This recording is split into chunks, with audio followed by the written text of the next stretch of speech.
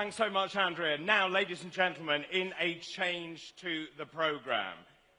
Before we move on, in light of the breaking news reaching us this lunchtime from Westminster, that, of course, is the resignation of the Deputy Prime Minister, Angela Rayner.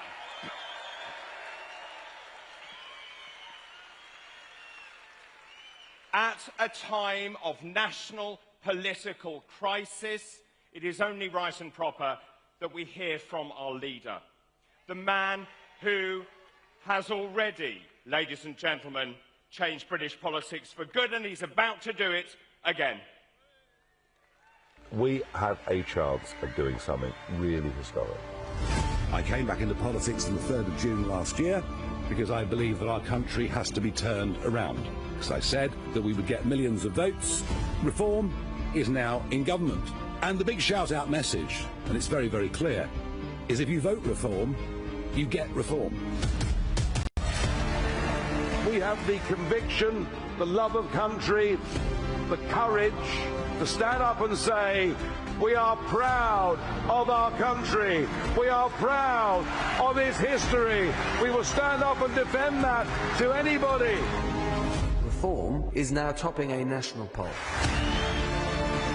I've had some great successes in life. I've had plenty of failures. But what I bring to this now is experience. What I bring to this now is passion. I'm not afraid of anything. I believe that reform represents a silent majority in Britain. And when it comes to country, of what a nation is, this is where I do personally want to confront the Prime Minister head on. There's nobody on these issues of sovereignty, on these issues of national self-interest. There is nobody more determined than me. Can we make history? Are you going to be part of it? Thank you very, very much indeed.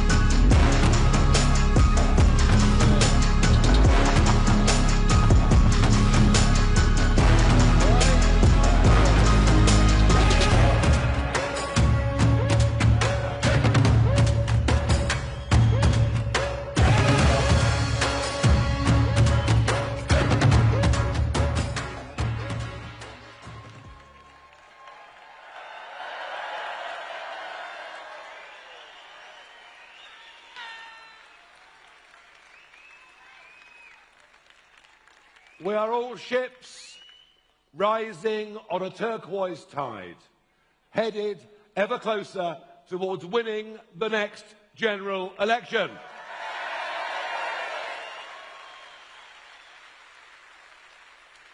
It's been a day of some considerable news. It seems that female politicians are all the rage at the moment. We had our own very positive announcement overnight, of which you will hear more.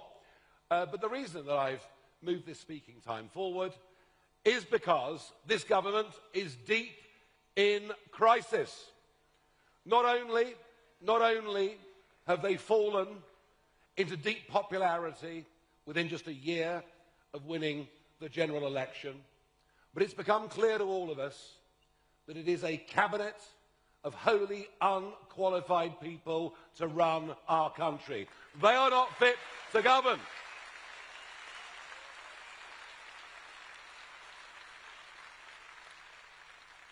I suppose we're lucky in one way that at least the Chancellor was a senior economist at the Bank of England for 10 years.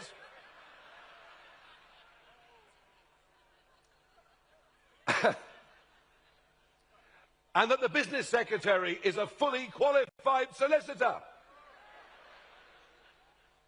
and that the Deputy Prime Minister and Housing Secretary, until half an hour ago,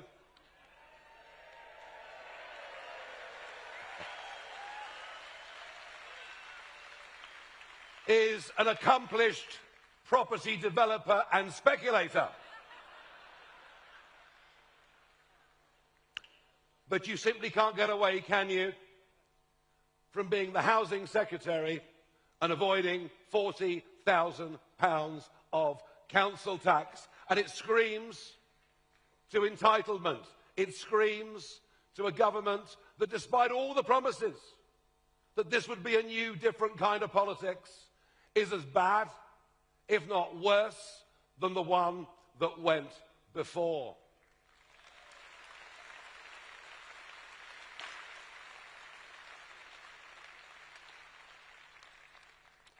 We've been told that right now the Prime Minister is organising a reshuffle. Yet another reset. And that the names of the new cabinet will come out later on this afternoon. Well, I didn't want the Prime Minister to do anything to spoil our conference, and that's why I've come on the stage now to say they are not fit to govern. The Conservative Party are riven. In fact, Nadine Dorries said overnight the Conservative Party are dead. Deservedly so. Deservedly so. And they will not be forgiven. They will not be forgiven for their betrayals over the course of the last 5 years. Mass migrations, illegal immigrants crossing the channel, sky-high taxes, and much else. But in the middle of this meltdown of these two parties that have dominated for 100 years British politics, in the middle of all of this, there is a new, strong, unified party that speaks with one voice, that knows it's determined to put the interests of Britain and the British people above that of outdated international treaties or dubious courts. We are the patriotic party. We are the party that stands up for decent working people, and we are the party on the rise.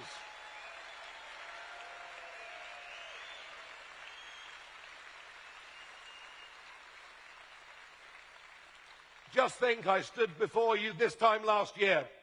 At this very conference, we only had a handful of branches around the country.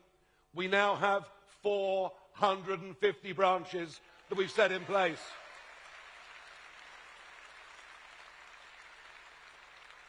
As we entered the general election of 2024, we had 30,000 paid-up members. In the last hour, we've gone through 240,000 members. This time last year, we had very few councillors. Now we have over 900, and I've got to tell you, last year I said to all of you, May the 1st is coming. Volunteer to stand in the county elections.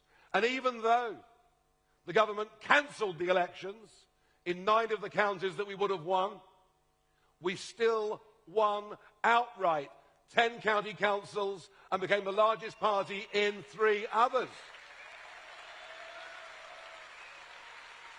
Unbelievable.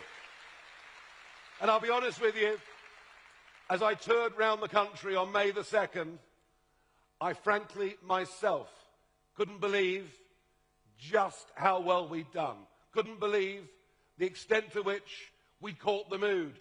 And the real icing on the cake, and it may only have been by 6 votes, but never let anyone tell you ever again that my vote doesn't count, because it does. And we got Sarah Pochin elected in the Runcorn by-election.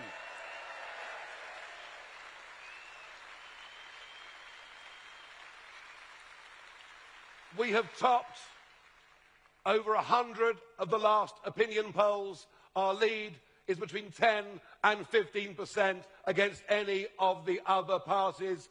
And I tell you what, given the state of chaos they're in, I think we can increase that lead further yet. Folks, it's happening.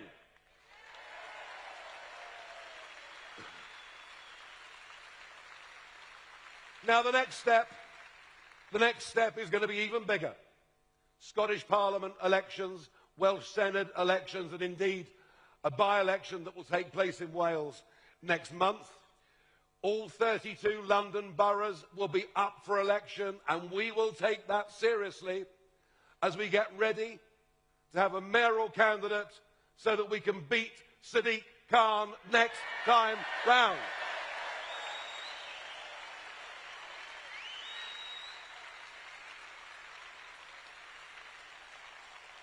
We're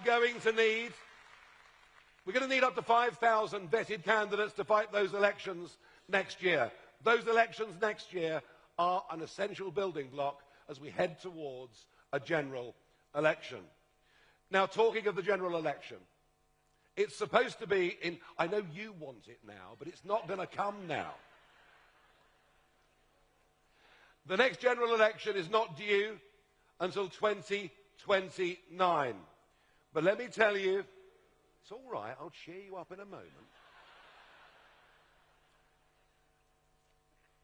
Angela Rayner going, not just as Housing Secretary, but also as elected Deputy Leader of the Labour Party and Deputy Prime Minister, means there will be an internal election in the Labour Party. Already, they're facing the threat of Jeremy Corbyn and Zara Sultana. That's if the two could ever agree on anything, including the choice of a party name. But I put this to you. This battle for Deputy Leader of the Labour Party will be very like the battles they had back in the early 1980s. The left of the Labour Party will rear its voice. We're used to hearing stories of splits in the Conservative Party. We're about to witness a big rift in the Labour Party too. And I think if there is one really big message from me to this conference, I don't think, and the bond markets back me up, and the leftward drift backs me up, and before long, there'll be Labour MPs that reckon they've got a better chance on the Jeremy Corbyn sectarian ticket, because frankly, folks, that's what's going on in our country. We have sectarian politics emerging. I loathe it. But there'll come a point when many MPs, Labour MPs, think they've got a better chance of being re-elected under that ticket, under Corbyn, than they do under Sir Keir. I think there is every chance now of a general election happening in 2027, and we must be ready for that moment.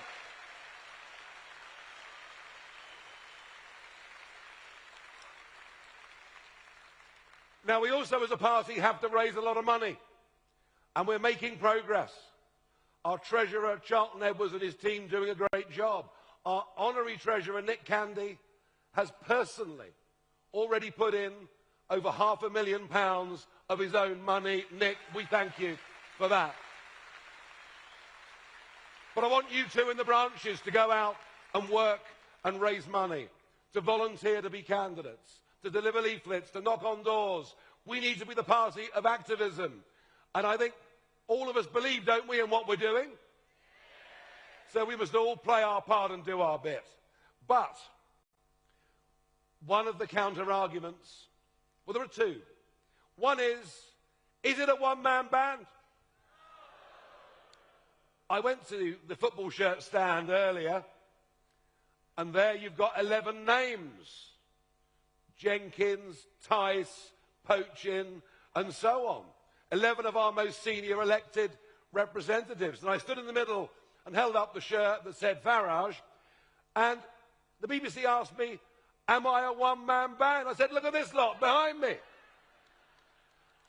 And one of the joys of this year has been seeing so many other senior reform figures appearing on television, appearing on radio, writing articles for newspapers. We've broadened the scope, and fresh new people are coming in. People like Colin Sutton, the legendary detective, heading up our Police and Crime Commission. People like Vanessa Frake, the toughest prison governor in the country. And many more talented people will come. And I don't believe that all governments have to be MPs in the House of Commons. That's the convention. But it doesn't work, does it? You appoint people to be a rail minister, an education secretary who have no knowledge of the department they're supposed to run. And we will bring in a ministry of all the talents from all walks of life. And to hell with convention. But that brings me on to the other argument where I will admit we have some weakness. And that is that none of our senior figures have ever been in government before. Oh, we're beginning to see already, through the county councils that we run, certain obstructions from the civil service being put in our way. And I imagine if we win the next election, we may face similar barriers to the kinds of real change that this country needs. So we need experienced people. We need people who have been in government. We need people who understand just how the system works and what the difficulties are. We need people with experience.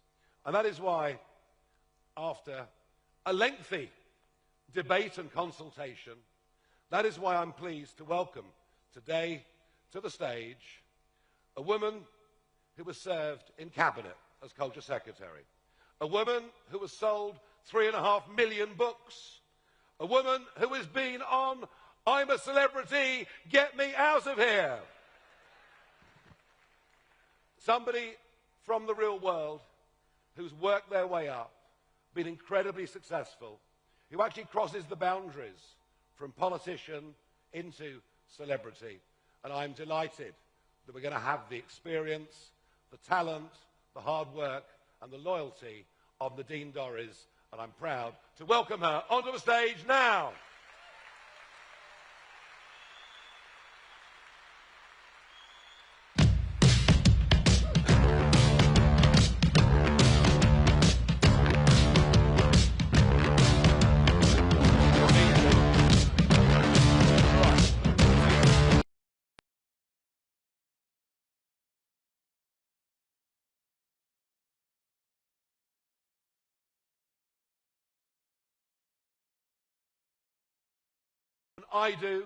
I am determined to do something about it. I came out of last year out of retirement to try and lead a movement that would get our country back. I think we're on track. I think we're on our way. I'm proud to lead this party, and I'm proud of you for the amazing contribution you've made to our success over the next year. But I tell you what, folks, that was just the beginning. Thank you very much indeed. Thank you. Thank you.